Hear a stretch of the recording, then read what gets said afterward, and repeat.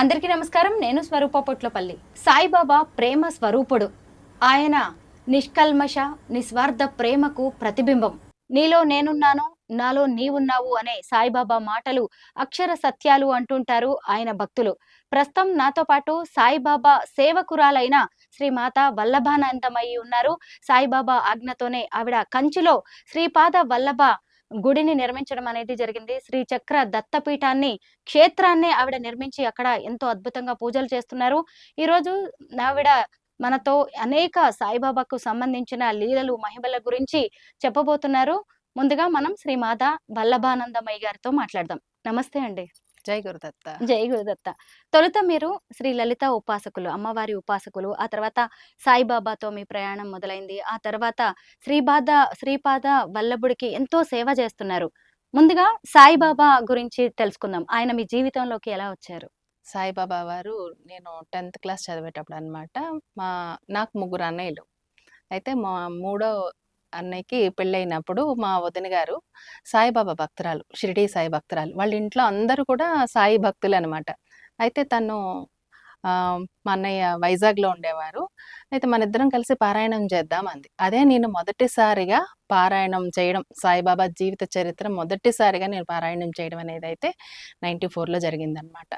అప్పుడు రోజు ఉదయాన్నే లేచి బాబా అష్టోత్తరం చదివి దాని తర్వాత మనం పూజ ప్రారంభిస్తాం కదా, దాని తర్వాతనే మనం పారాయణం చదువుతాం. అయితే కళ్ళు మూసుకొని ధ్యానంలో ఉండేటప్పుడు ఈరోజు ఏ చాప్టర్ అయితే నేను చదవబోతున్నానో ఆ దృశ్యాలన్నీ నాకు కళ్ళకి తెలిసేవన్నమాట. అయితే ఇలా 2 రోజులు జరిగింది. నేను ఏ దృశ్యాన్నైతే చూసానో ఆ దృశ్యం ఆ రోజు ఆ చాప్టర్లో రావడం జరిగింది. అంటే అప్పుడు మా వదినతో చెప్పానమాట. 2 రోజులు అయిన తర్వాత, వదిన నాకు ఇలా తెలుస్తుంది అంటే, ఇంకా 3వ రోజు నుంచి మా వదిన గారు ఇంకా అయితే టెస్ట్ చేద్దాం అని చెప్పి, అంటే అప్పుడు చిన్నతనం కదా, ఏం తెలియదు కదా. అయితే 3వ రోజు, ఈ రోజు నువ్వు ఏం చెప్తావో చెప్పు, ఏం కనబడుతుందో చెప్పు అనింది. అయితే ఆ రోజు కనబడింది. నేను చెప్పాను మా వదినతో. చెప్తే ఆ రోజు మేము చదివితే పారాయణంలో వచ్చింది. అలా 7 రోజులు కూడా ఆ పారాయణం అలాగే సాగింది. బాబావారి జీవిత చరిత్రే నాకు ముందుగా చూపించారు. అదొక పెద్ద మహిమ. ఓకే. ఆ తర్వాత ఏం జరిగాయండి సాయిబాబాతో? ఆయన మీ జీవితంలో చేసిన మహిమలు, లీలలు ఏంటి? ఎప్పుడు ఆయన ఫోటో చూస్తూ ఉంటే నాతో మాట్లాడుతున్నట్టు, నాతోనే ఉన్నట్టు అట్లా అనిపిస్తూ ఉండేదన్నమాట. ఏది అడిగినా సరే సమాధానం వస్తుంది. ఆయన అవును అంటే అవును, కాదు అంటే ఇంకా కాదు అనమాట. అట్లా ప్రతి విషయానికి నాకు ఆన్సర్ వచ్చేది. ఏదైనా సరే సాయిబాబా వారి పుస్తకం రూపంలో గాని ఏదైనా సరే అట్లాగా నాకు ప్రతిదానికి ఆన్సర్ వస్తూ ఉండేదన్నమాట. అట్లాగా బాబా మీద చాలా ప్రేమ పెరిగిపోయింది. సాయి సాయి సాయి అంటూనే ఉండేదాన్ని. అట్లా నా మ్యారేజ్ అయిన తర్వాత నేను చెన్నై వెళ్ళిపోయాను. వెళ్ళిపోయిన తర్వాత అక్కడ సాయి భక్తులు ఉన్నారా లేదా కూడా అక్కడ నాకు తెలీదు. అయితే నేను భజనలు చేయిస్తూ ఉండేదన్నమాట. మా ఇల్లు పెద్దగా ఉండేది, హాల్ పెద్దగా ఉండేది. ఒక 50 మంది దాకా పడుతుంటారు. అయితే నేను షిరిడీ సాయి భజనలు చేయాలని చెప్పి వెతుకుతూ ఉన్నాను అనమాట. మా ఏరియాలో వెతుకుతూ ఉంటే అందరూ అప్పుడు పుట్టపర్తి సాయిబాబా వారి జన్మదినం అని చెప్పేసి అందరూ వెళ్ళిపోయారు. అయ్యో, ఈవేళ నేను సాయిబాబా భజన చేయాలని మొక్కుకున్నానే, ఎవరు లేరే అంటే, అంత లోపల నాకు ఒక ఆవిడ ఫోన్ చేస్తుంది అనమాట. అమ్మ, మేము పుట్టపర్తి సాయిబాబా భజన ఈవేళ వెళ్లకుండా మాకు క్యాన్సిల్ అయిపోయింది, ముగ్గురు ఉన్నాము, ముగ్గురు వచ్చి భజన చేయమా అని అడుగుతున్నారు. తప్పకుండా రండి, ముగ్గురున్నా ఎంతమంది ఉన్నా నాకు పర్వాలేదు, రండి, భజన చేయడమే కావాలి అని చెప్పి అలాగా వాళ్ళు మా ఇంటికి రావడం, అట్లా ఎక్కువ మంది రావడం, భజనలు చేయడం. నాకు బాబా అంటే ఇంకా చాలా ప్రేమ అనమాట, చాలా ఇష్టం. ఎవరితోనైనా సరే బాబా భక్తులకు తెలుసు ఆయన ఎంత ప్రేమగా మనకి కనిపిస్తాడు, మాట్లాడతాడు, చేస్తాడు అనే విషయాలు సాయిబాబా భక్తులందరికీ తెలుసు. నిజమే. నేను కూడా చూసాను. ఇప్పుడు మీరు కూడా సాయిబాబా గురించి మాట్లాడుతుంటే చిన్న పిల్లల్లా నవ్వుతూ, నేను సాయిబాబా భక్తులు ఎవరితో మాట్లాడినా కూడా నాకు వాళ్ళు చిన్న పిల్లల్లాగానే కనిపిస్తూ ఉంటారు. బాబాతో ఉన్న అనుబంధం కూడా వాళ్ళకి అలాంటిదనమాట. ఇంకొకటి నేనేం గమనించాను అంటే, సాయిబాబా భక్తులు ఆయనకే ఎప్పుడు పరీక్షలు పెడుతూ ఉంటారు. మీరు పెట్టారా ఎప్పుడైనా బాబాకి? నేను బాబాకి అట్లా పరీక్షలు పెట్టలేదు, కానీ ఎప్పుడు చూసినా సాయిరాం సాయిరాం అంటూ ఉండేదాన్ని. అట్లా నా పేరు సాయిరాం వదిననే అయిపోయింది. అట్లా సాయిరాం వదిన గారు అట్లా అయిపోయింది అనమాట తమిళనాడులో. అన్ని అంటే వదిన అని అర్థం తమిళ్లో. అట్లా సాయిరాం అన్ని, సాయిరాం అన్ని అని. అట్లా మీ వల్ల మేము బాబాని తెలుసుకున్నాం. అట్లా తమిళనాడులో మా ఏరియాలో చాలా వరకు కూడా మీ వల్ల మాకు బాబా తెలిసారు అని చెప్పి, అట్లాగే మా ఇంట్లోనే వెనకాల చిన్న స్థలం ఉంటే అక్కడే బాబా మందిరం నిర్మించాను ఒక 10 సంవత్సరాల క్రితం చెన్నైలో. మా ఇంట్లోనే వెనకాల ఒక ప్లేస్ ఉందన్నమాట. అయితే ఇంకా వెనకాల అట్లా రోడ్డు ఉంటుంది. సో అక్కడే నేను చిన్నగా బాబా మందిరాన్ని కట్టుకున్నాను. ఓకే. నాకు మందిరం కట్టాలి బాబాకని ఆశ అనమాట. అప్పుడు నేను 10 సంవత్సరాల ముందే నేను బాబా వారి మందిరం చిన్నగా నా ఇంట్లోనే కట్టుకున్నాను.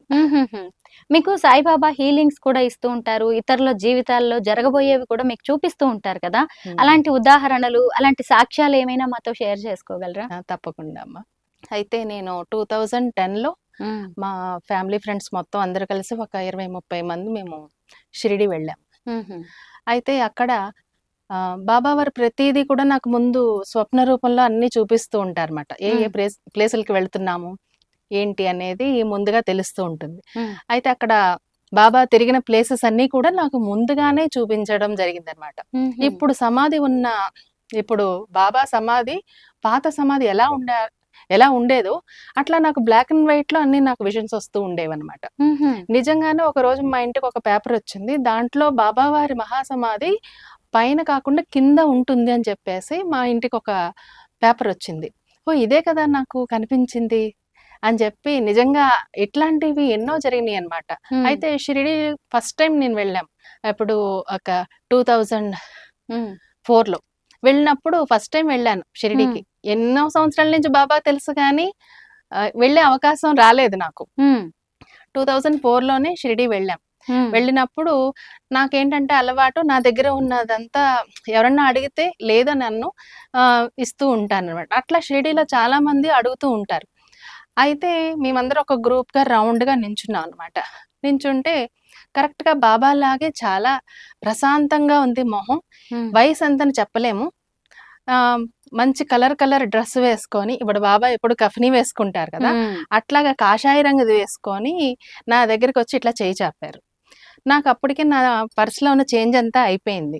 సరే 500 నోట్లు ఇవి ఉన్నాయి. అప్పుడు ఉంటే నేను మళ్ళీ ఊరికి వచ్చాం కదా, మళ్ళీ వేస్తే తిడతారేమో ఈయన అని చెప్పేసి నేను అంటే నా దగ్గర లేకపోతే పక్కన వాళ్ళని కూడా అడుగుతాను అనమాట.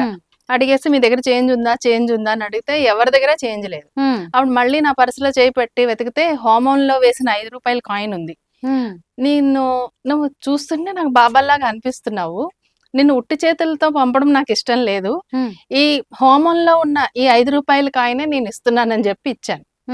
ఆయన ఇట్లా తీసుకొని అసలు మామూలుగా ఎవరైనా సరే 5 రూపాయలు ఇస్తావా అని పడేయడమో, ఏంటి కాయిన్ మాసిపోయింది ఇస్తావని పడేయడమో చేస్తారు. ఏం చేయకుండా ఆయన తీసుకొని నవ్వి నా వైపు మళ్ళీ వెళ్ళిపోతూ నా వైపు తిరిగి నవ్వేసి వెళ్ళిపోయారనమాట. అప్పుడు కూడా నాకు జ్ఞాపకం రాలేదు. కానీ బాబాలా ఉన్నారని చెప్పి మా వారికి మాత్రం చూడండి బాబాలా ఉన్నారు అని చెప్తే అవును అలాగే ఉన్నారు అన్నారు ఈయన. అయితే దాని తర్వాత మళ్ళీ నేను వాళ్ళందరినీ అడిగితే మేము ఎవరూ చూడలేదు ఆయన్ని అన్నారు. వాళ్ళందరూ చుట్టూ రౌండ్ గా ఉన్నాం, మాట్లాడుకుంటూ ఉన్నాం. గైడ్ మాకు చెప్తా ఉన్నారు ఈ ఇల్లు పలానా వాళ్ళది, ఇక్కడ బాబా వచ్చారు అని. కాకపోతే అక్కడ ఆయన ఎవరికి కనిపించలేదు, మా ఇద్దరికి తప్ప. 5 రూపాయలు తీసుకెళ్లారు.